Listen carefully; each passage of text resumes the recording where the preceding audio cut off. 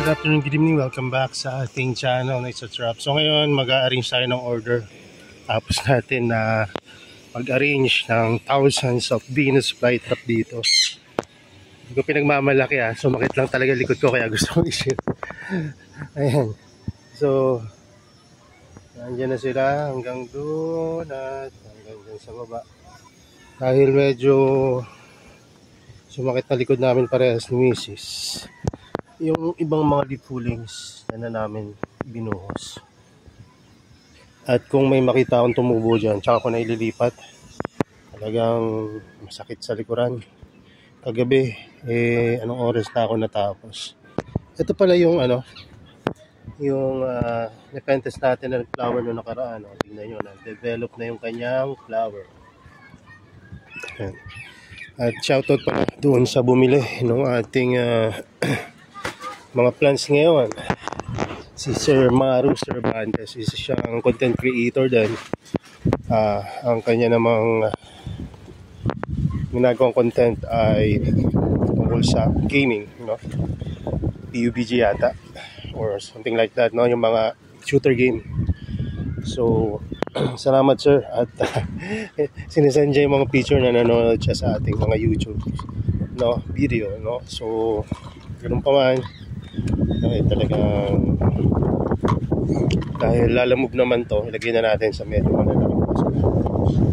So pagka lalamove at sa tingin nyo gusto nyo sa medyo bigger planter, magsabi lang kayo at ilalagay natin sa mas malalaking paso. Pero siyempre kung sa Shopee pinakamalaki na mga ganyan, pero sige lang kung kakayanin naman natin at kakayanin ng weight na nakalagay doon sa inyong purchase, pwede natin ilagay sa ganito kalalaking mga paso.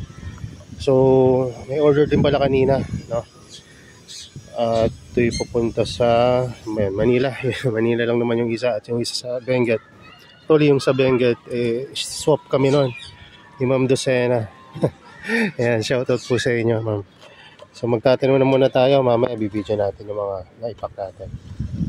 Ito pala yung mga bibili ni Sir.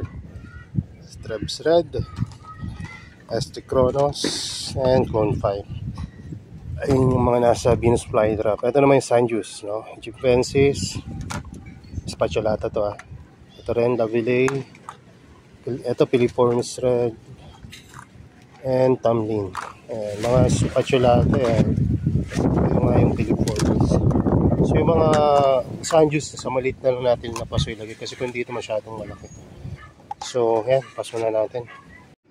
So ayan, nilagay na natin sa mga paso. At lalagyan na natin ngayon ng topping. Mapansin nyo medyo dry yung mga medium natin kasi nga sobrang init ngayon.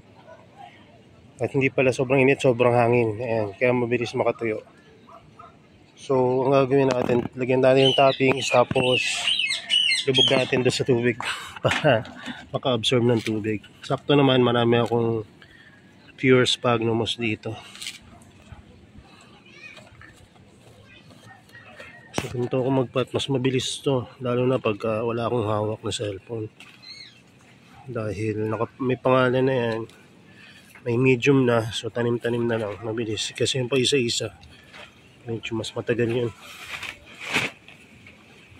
So mahina ang mga order ngayon, buti na lang talaga umorder to si sir.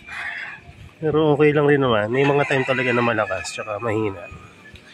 Pero ang maganda din sa time na mahina, magtanim kayo na magtanim. Kasi pag malakas, wala kayong may bibigay kung hindi kayo magpo-propagate. So dun sa mga reseller namin, unti-unti mag-try na kayo alaga talaga, wag lang benta-benta lang. Agaan nyo, kasi ganyan rin kami dati. Mas maganda kapag na-explore nyo na yung plants ninyo kung paano alagaan talaga na maayos. Kasi reseller yung iba, so magtatanong syempre yung bibili sa inyo, diba? Yung bibigay nyo naman yung YouTube channel namin, pwede rin, diba? Kaya lang baka makita niya Shopee link natin. Marami nang naging reseller sa mga nanonood dito sa channel natin. Pero ito si sir hindi. Kasi gamer siya. Siguro mag-aalaga lang talaga to. Ang parelax pagkatapos ng tutok sa monitor or kung ano man. Yung ring ano to.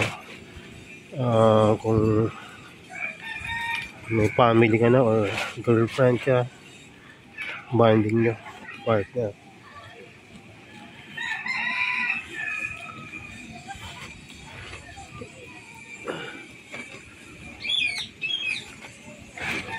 Diba napakasimple. Tatanim. Kita nyo may ulan pa oh. Kasi bala ko dito matulog kagabi. Dahil nga ako napakarami talaga namin tinanim ka gabi. Yeah.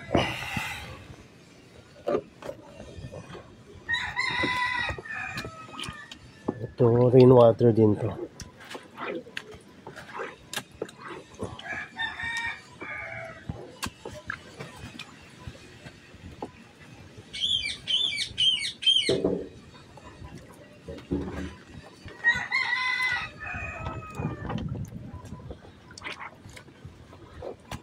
Mas bilis talaga kilos yung pagdalawang ko.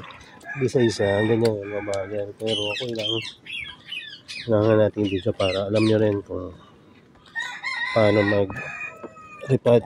Pag magre-repot kayo, basahin nyo na gusto. Hindi dahil gusto nyo mag-water log, hindi dahil gusto nyo mahugasan yung medium para pagtataniman nyo na, ready na. Hindi mangingitim agad yung itatanim nyo, hindi tutuwa sila sa low minerals na tubig o na medium na gagamitin nyo sa kanila. Kasi pag itatanim nyo yan sa high minerals na medium, kahit na sphagnum mo sa perlite pa yan, hindi na magugustuhan. Kaya kailangan hugasan nyo na maigi. Gusto nyo naman, ibabad nyo muna yung medium na gagamitin nyo, tsaka nyo gamitin, no? Pero huwag nyo kalimutan na diligan after, no? Para low minerals talaga. May ginawa akong video, din yun na lang, about sa pag-manage kapag nagkaroon ng algae yung medium nyo. Kasi mahal na ganyan eh. Kasi gumamit kayo ng chemicals. Tawa ko kasi pag gumamit kayo ng chemicals, ganun din yung kalalabas. Maganda pang hindi kayo gumamit kasi pag gumamit kayo ng chemicals, ilang buwan lang ire-repat nyo na uli yan.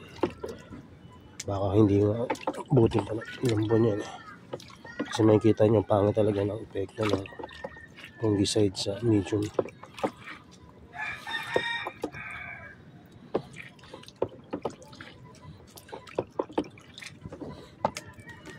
Pesticides minsan hindi mo talaga maiwasan. May mga carnivorous plant na lapitin talaga ng peste. So, magagamit ka talaga ng pesticides. Pero kung ilan pa lang yung plants mo, may natural way para patanggalin yung mga peste na yan.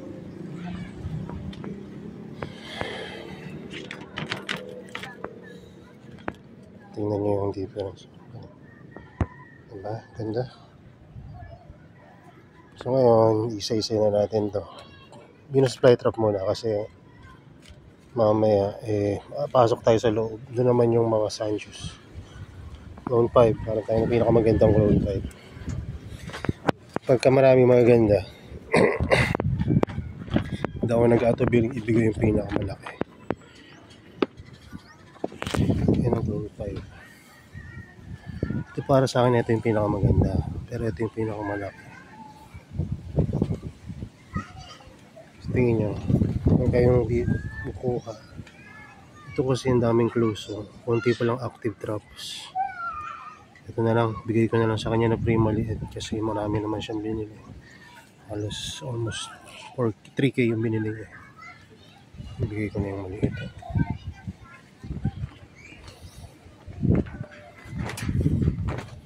Parang kung gusto niyang mamigay sa mga tropa niya or viewer niya sa Kinin community, may bigay siya. Alam nyo bang gamer din ako dati? At hindi lang basta gamer. Medyo hindi naman sa pagmamalaki. Sa mga online games, MMORPG, once upon a time, si Kuya Brin, umahawa kami ng mga server dati. Hindi yung kami yung GM, hindi ganun. Kumbaga, kumbaga nasa ranking ba, ganun. Sa Terra Online, Silk Road, Rohan, Babel. Pero ang pinaka-enjoy ko sa lahat, Silk Road. Kasi yung mga tropa na nandito, kami yung mga magkakagrupo namin. So, nasa ranking rin kami. Meron pang writer dati sa GME 7 na nakasama namin sa pag-trade sa Silk Road. So, ayan na. Ang ganda. So, ipat muna natin. Kuha ko ng holder ng cellphone. Ang hirap ng isang kamay lang. Ayan, tanim na natin tong Clone 5.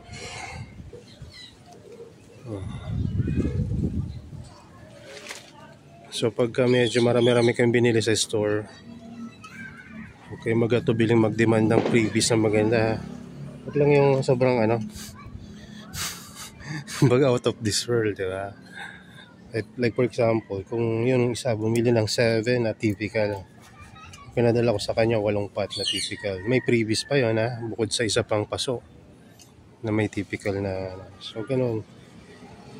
Ito naman yung bumili naman ng puro Venus flytrap na sa Davao yata, yung or Cebu, yung order. Shout out po sa Pet Cartel yan. So binigyan ko naman yata siya, kung hindi ako nagkakamali, Venus flytrap rin and Sanjus. So ayan, lalagyan pa natin to bukod sa previous na Venus flytrap na maliit. Lalagyan pa natin to ng Sanjus mamaya. Delay. Dahil bagong hobbyist na eh. So ma-appreciate niya pa si Adelaide. Tayo na tumanda na sa pagka-carnivorous plant. Yung Adelaide na yan parang damo na lang sa atin. Pero sa iba, hahanga sila doon kasi ang ganda, malaki, diba? So wait lang. So ito naman yung SD Kronos. Wala na pala tayong SD Kronos na malaki. So medium size, diba? Nabawian na lang natin to sa previous mamaya. May iniisip akong previous eh. So ngayon, ang sunod natin ay si Trebs Red. Saglit lang, kuha tayo. So ito naman si Trebs Red.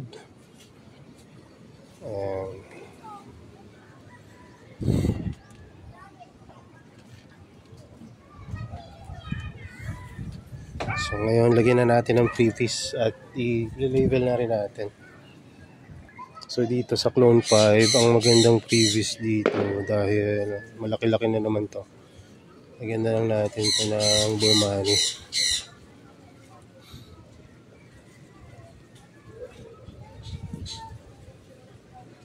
Ayan. So, lagyan natin ng Burmani. Kuha tayo.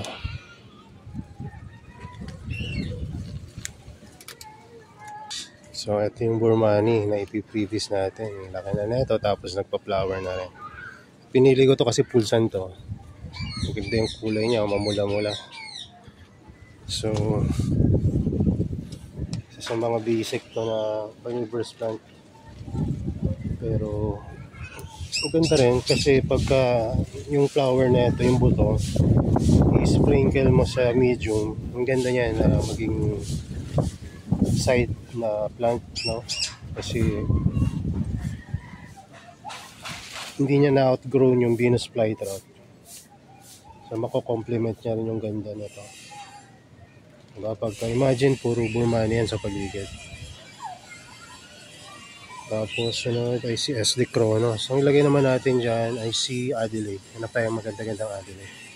So ngayon, ito naman si Adelaide. Medyo mapula-pula na yan, pero pagka pinulsan lalo mamumulat na. Makita, ayan. Diba, multiple plants. So Dahil nag-uumpisa na mag-alaga sila. Yan natin ang ganitong halaman. Soon, mangangailangan natin ng medium. Kasi mabilis dumami at lumaki to si Adelaide. Yan natin ang pangalan.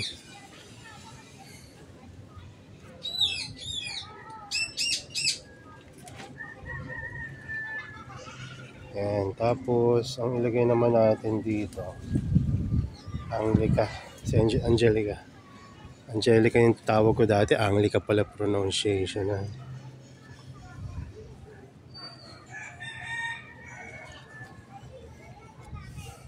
Wait lang, kukuha ulit tayo.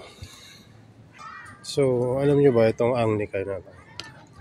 Pagka pinabayaan nyo to sa arawan, sobrang pula na ito. Ito, medyo partial pa to, morning sunlight and afternoon lang. Pero yung Angelica ko na nasa arawan talaga, pulang-pula. So, yan lang natin. Yun.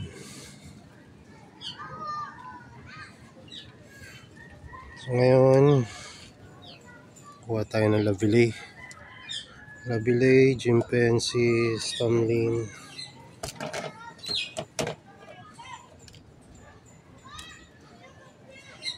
Piriformis. Piriformis, meron tayo dito. So, Piriformis muna.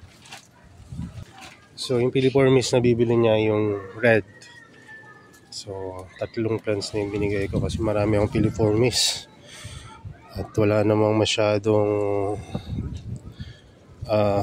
nabili. Pero may nabili. Pero hindi kasing dami tulad ng Adelaide nung nakaraan. Halos ubos yung Adelaide natin.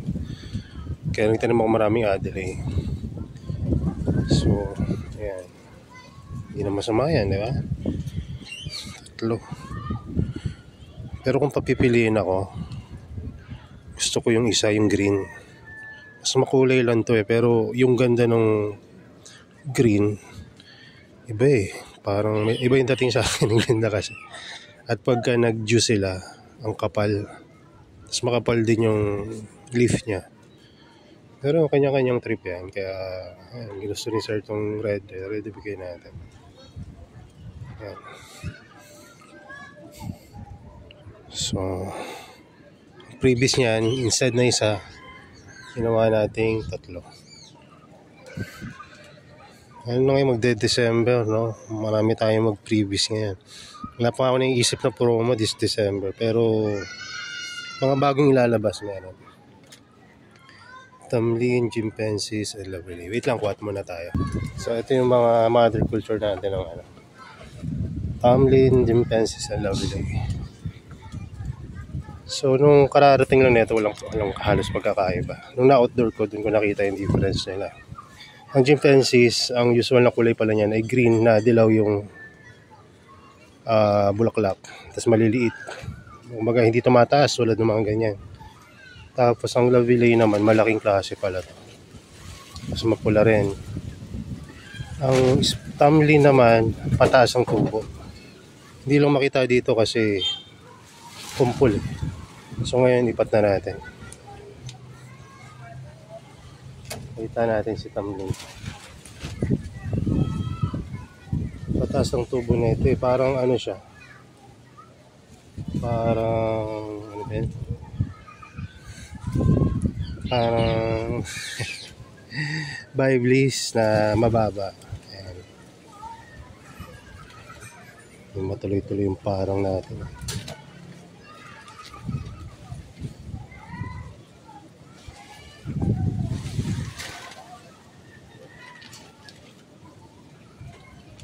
Oops. Pag magpapat kayo na ito, kailangan talaga isama nyo yung ilalim. So, ang daming previous na ito Tomlin.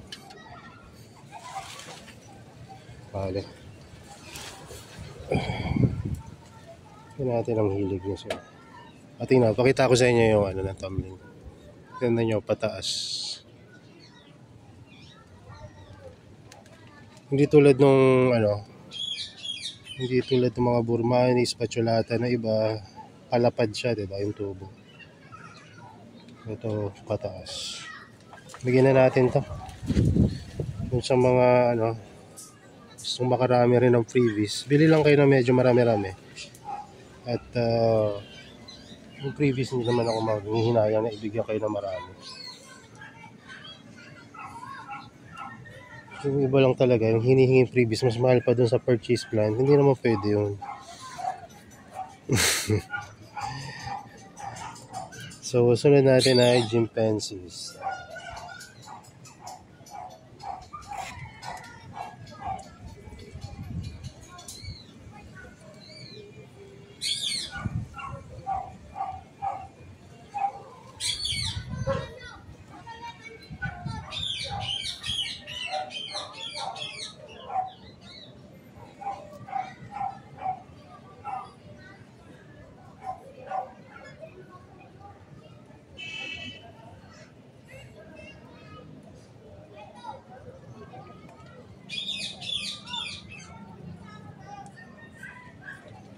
Yan.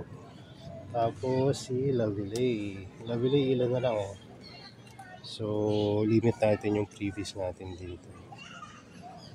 Hindi ko kasi alam kung meron pa ako natatago doon na propagation ng Lavillay.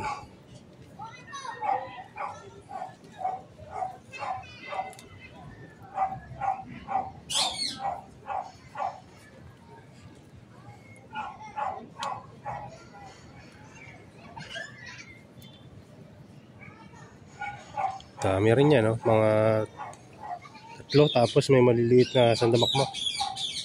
So, pupuno rin tong paso na to. Ang dami, tutubuan yan pagka na-stable na. So, yan. So, yan na. Ang ipiprevious ko na lang sa kanya additional Filiformis na traki para matuwa-tuwa siya. Saglit lang kukuha tayo. So, ito yung additional previous nyo. Filiformis traki. Dalawang growth point yan. Isang medyo malaki-laki na ng konti, medium, at isang maliit. Meron dyan na isa. Ayan. So, bilis lang naman lumaki yan. Kaya, papansin niya baka ito yung pinakamalaki niyang na-purchase ngayon. Yung previous niya. So, ay hindi pala, meron rin Adelaide, mas mataba si Adelaide, pero mas mahaba naman si Filiformis traki. So, close up natin para makita. So, ayun yung mga purchase niya.